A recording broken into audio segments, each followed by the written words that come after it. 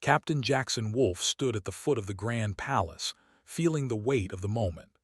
The sun of the alien planet Zaelen beat down on him, and the air smelled unfamiliar, like the metallic tang of the distant stars.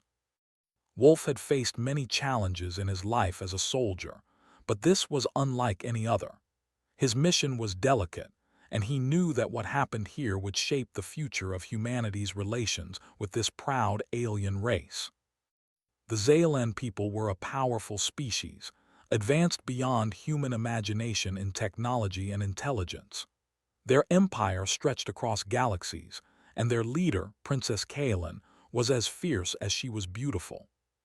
She was known for her arrogance, her belief that her people were the pinnacle of existence. But today, she would meet someone who might just change her perspective.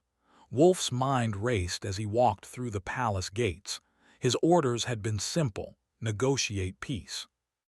The Zaelen had been aggressive lately, and humanity, though stronger than it had ever been, was not eager for war. Wolfe had to bring peace, or humanity would be forced to defend itself. As he entered the grand hall, he could feel the eyes of the Zaelen soldiers on him. They were towering figures, their eyes cold, as they looked at the human in front of them. Wolfe's presence alone felt like an intrusion, but he had no choice but to move forward. He had been through worse. At the far end of the hall, seated on a throne of shimmering metal, sat Princess Kaelin. She was everything that had been described to him: graceful, regal, and exuding an aura of power. Her violet skin shimmered slightly in the light, and her sharp, calculating eyes followed his every movement. The moment she saw him, her lips curled into a faint smile, almost as if she were preparing to mock him. Wolfe had heard the rumors. Kaelin wasn't one for pleasantries. She believed her people were the rulers of the universe, and humans were just a small, insignificant species. But he was here to change that perception, to show her that humanity had more to offer than just numbers and weapons. When Wolfe approached her throne, he stood tall despite the anxiety gnawing at him. His armor, a heavy, bulky suit, creaked as he moved, and his boots clicked on the cold floor. The suit, though a relic from humanity's past, was the best Earth had to offer. It was a symbol of the battles humanity had fought, a testament to their survival. "Captain Jackson Wolfe," the princess said, her voice a soft, melodic sound, yet laced with mockery. "I must admit I am disappointed. I expected a grander display. This is your finest armor. It looks as if it's made of scrap metal from a forgotten war." Wolfe clenched his jaw, resisting the urge to retaliate. He had faced enemies far worse than insults, and he would not let her words get to him.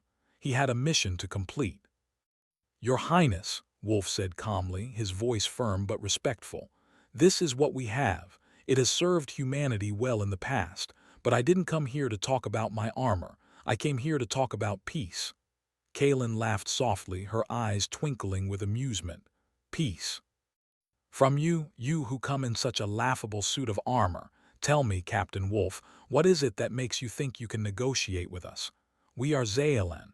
We have no need for your weak, fragile species." The words stung, but Wolfe didn't flinch. "We have our strength, Your Highness," he said, his voice steady, "and we're willing to prove it. Peace is the only way forward. I come not with threats, but with the offer of a future where both our peoples can prosper." Kaelin raised an eyebrow, clearly unimpressed. "You talk about peace, yet you wear this thing as if it protects you from us. What do you think your armor will do against Zaelen power?"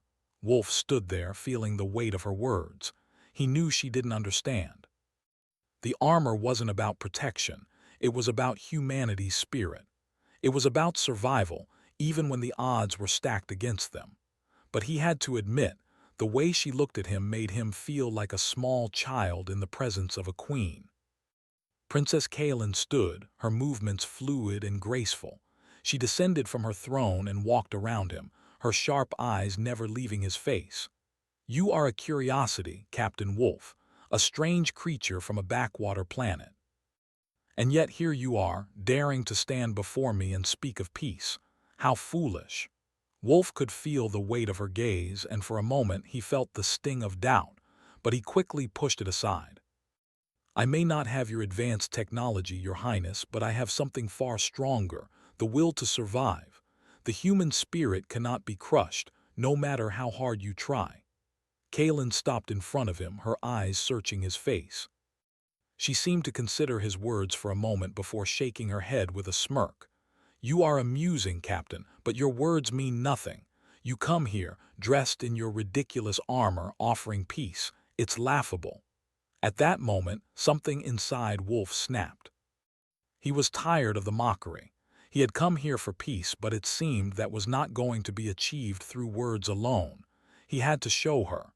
He had to make her see that humanity was not a joke, that they were capable of greatness. Wolf took a deep breath, steeling himself. He could feel the tension in the air, thick and charged. Without another word, he began to remove his armor. Piece by piece, he stripped away the heavy metal that had shielded him for so long. Kaelin watched in silence, her expression shifting from amusement to curiosity. The soldiers in the room, once quiet and watchful, exchanged confused glances. No one expected this.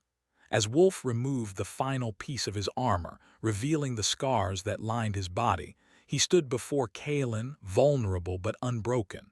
The room fell silent. There was no laughter now, no mocking words, only the sound of Wolf's steady breathing as he faced the princess without the protection of his armor. Kaelin's eyes widened, and for the first time her gaze softened. She looked at him, really looked at him, and for the first time she saw something different. She saw a man who had fought countless battles, a man who had survived against all odds, not because of technology or weapons, but because of his will, his determination, and his unwavering spirit. The silence between them stretched for what felt like an eternity. Kaelin said nothing, her expression unreadable, but in her eyes Wolf saw something he had never expected, a flicker of respect. It was a small thing, but it was enough to make him believe that peace was still possible. Maybe, just maybe, humanity had a chance to change the course of history. The silence between Captain Jackson Wolf and Princess Kaelin was suffocating. For a few moments, neither of them spoke. Kaelin stood there, her eyes locked on Wolf, who stood before her without his armor, stripped down to his simple human form. The weight of her gaze felt heavier than any weapon, but Wolf didn't flinch. He had made his decision, and now there was no turning back. Wolf wasn't sure what had made him do it. Perhaps it was the insult in Kaelin's voice when she mocked his armor. Perhaps it was the challenge in her eyes that pushed him to prove that humanity wasn't just a species defined by machines or technology. Whatever the reason, he had taken the first step, and now it was up to Kaelin to see the truth. Kaelin's gaze slowly shifted from his face to the scars that covered his body. They were faint, worn from years of battles and struggles, but they told the story of survival. The lines on his skin were evidence of the countless wars humanity had fought, and the many times they had been pushed to the brink of extinction. His chest was broad, his posture straight, but it was clear he wasn't some invincible warrior. He was a man who had endured, who had fought and bled, just like anyone else. She had expected to see weakness. She had expected to see fear or uncertainty, but there was none. There was only the calm strength of someone who had been through more than anyone could understand. "I didn't expect this," Kaelin said, her voice low, her words quiet but filled with something Wolf couldn't place. It wasn't mocking anymore. There was no laughter in her tone now, just something else, something unexpected. Wolf remained silent, not willing to speak just yet. He wasn't here to beg for her respect or approval. He wasn't here to convince her to believe in humanity. He was here because peace had to come first. He was here because, as much as Kaelin didn't believe it, humanity was capable of great things, and he needed her to see that. Kaelin took a slow step forward, her movements graceful, like a predator circling its prey. Wolf stood still, unyielding as she studied him. Her eyes were not filled with the same mockery from before, but with something else: curiosity. It was a small thing, but Wolf could feel the shift in her presence. He had caught her attention in a way that no one else had. "You think you can impress me with this?" Kaelin finally asked, her voice barely above a whisper. "You think that because you stand before me without armor, I'll suddenly see humanity as something to be respected?" Wolf didn't answer immediately. Instead, he looked her in the eye, his face calm but firm. He wasn't going to tell her that humanity's greatest strength wasn't in their weapons, but in their perseverance, their ability to overcome, and their refusal to give up. He wasn't going to preach. She wouldn't understand if he did. She had to see it for herself. Kaelin took another step closer, now only a few feet away from him. She was taller than most humans, but Wolf didn't feel intimidated. There was a quiet strength in her presence, but he felt that same strength within himself. He had faced far worse than this. "You stand before me naked and vulnerable," she said, her voice softer now. "And yet you seem unbroken. Why?" Wolf took a deep breath, his eyes never leaving hers. This was the moment. He couldn't make her see humanity's worth with words alone. He could tell her all day long about the many battles fought and the countless struggles humanity had faced, but it wouldn't matter. She had to understand it in her own way. She had to see that strength didn't come from armor or technology. It came from the will to survive. "We survive because we have to," he said quietly, his voice steady. "We fight not because we're the strongest, but because we're willing to do whatever it takes to protect what we love." Kaelin's eyes narrowed, and for the first time Wolf saw a flicker of something more than just pride in her gaze. It was something almost human. "And you think your people are worthy of peace?" she asked, her voice almost like a challenge. Wolf nodded slowly, his gaze unwavering. "Yes, we've fought for it, for every inch of ground we stand on. We may not have the power of your technology, but we have something that makes us strong, the desire to protect our future. The will to keep going, no matter what." Kaelin didn't speak for a moment. She simply stared at him, as if she were trying to figure him out, trying to understand why he was so sure of himself. She wasn't used to seeing this kind of resolve in the beings she encountered. The Zaelen believed in power, in strength, in superiority. They ruled their world with an iron fist, and they viewed the rest of the galaxy as mere pawns in their game. But here, standing before her, was a human, someone who didn't have the might of a god or the power of the most advanced technology, yet he was unshaken. There was something in his eyes that made her question everything she had believed about her own people. "You're not like the others," Kaelin said, her voice quiet but filled with something that might have been awe. "I can't understand it. You're kind, you're fragile, weak, but there's something about you, something that makes you different." Wolf remained silent, allowing her words to hang in the air. He wasn't here to prove anything to her. He wasn't here to change her mind. He was here because peace was possible, and it was something he had to make her see for herself. For a long time, they stood there in silence. The tension between them was thick, but Wolf could feel it beginning to shift. It wasn't something he could explain, but he knew Kaelin was no longer the woman who had mocked him. She wasn't the princess who thought herself better than everyone else. She was beginning to see him, not as a human in a ridiculous suit of armor, but as a person. A person who had come to her world not with weapons or threats, but with an offer of peace. Finally, Kaelin broke the silence. "Take your armor back," she said, her voice more commanding now. "If you wish to stand before me, then do so as you are. But know this, you won't find peace through weakness alone." Wolf didn't hesitate. He reached down and began putting his armor back on, slowly, deliberately. The weight of it was familiar, comforting in a way. But he didn't let the moment fool him. Kaelin's words weren't an insult, they were a challenge, and he was ready to accept it.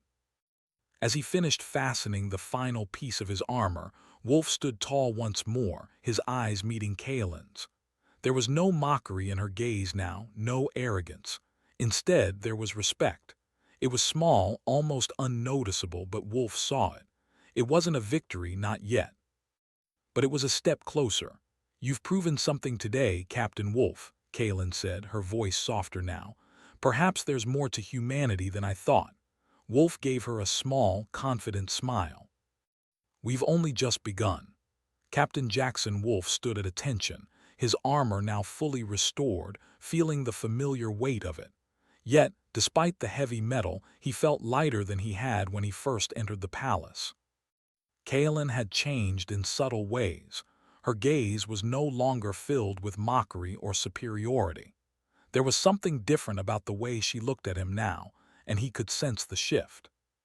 "Captain Wolf," Kaelin said, her voice no longer laced with sarcasm but something deeper, something akin to curiosity. "You've shown me something today, something I didn't expect. I've spent my life believing that strength came only from power, from technology, from being the strongest in the galaxy. But you've shown me that strength can also come from something else." Wolf didn't respond immediately. He simply nodded, allowing her words to sink in. He hadn't come here to be praised or honored. He hadn't come to change her mind. He had come to offer peace. And if there was a chance, however small, that peace could be achieved, then he had done his part. Kaelin's eyes softened, and for the first time there was no arrogance in her gaze. Instead, there was understanding.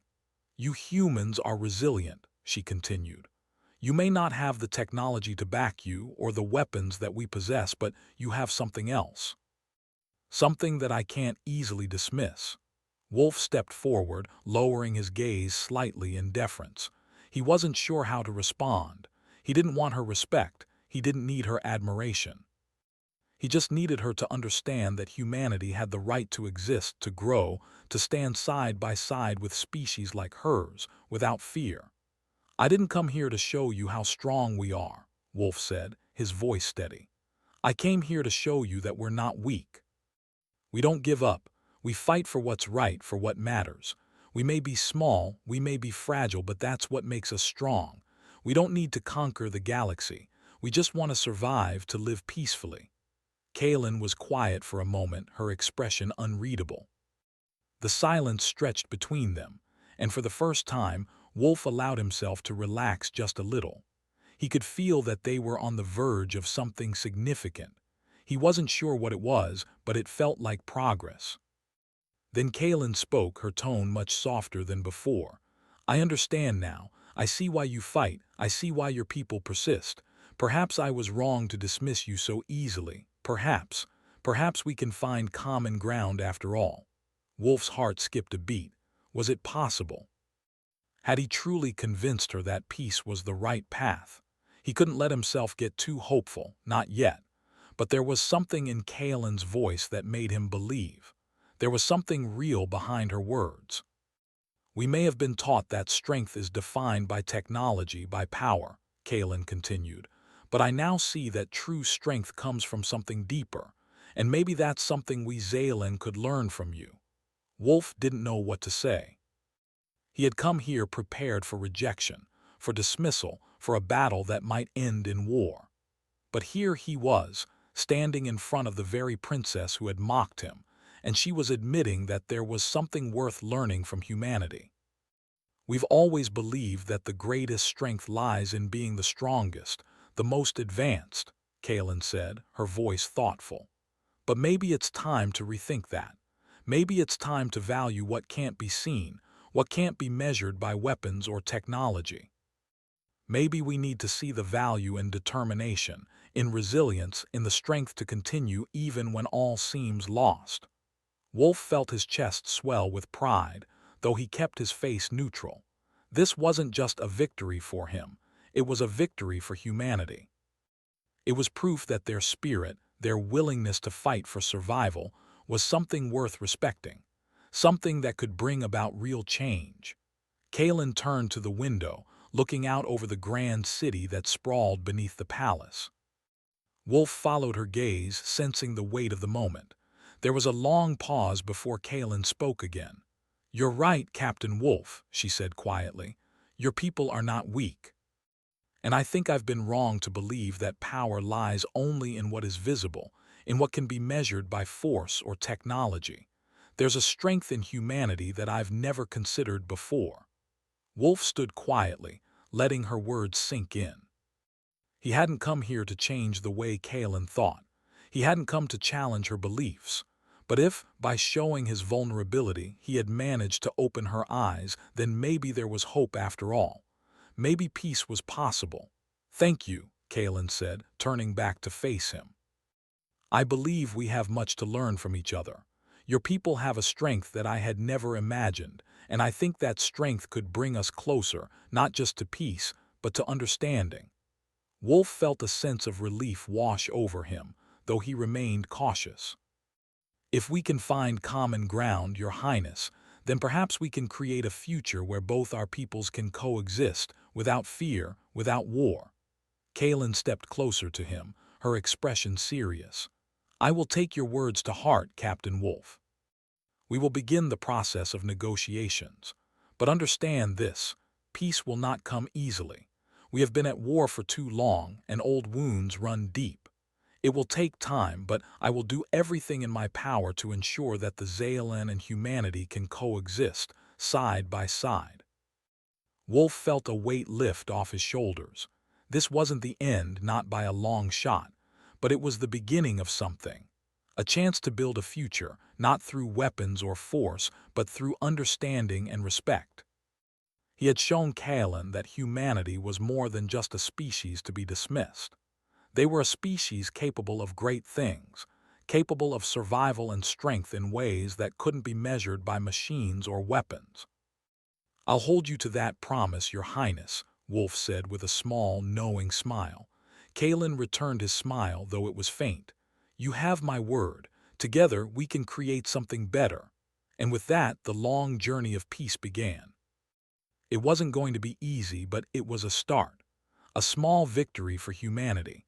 A small victory for understanding. And for the first time since he had set foot on Zaelin soil, Wolf felt hope.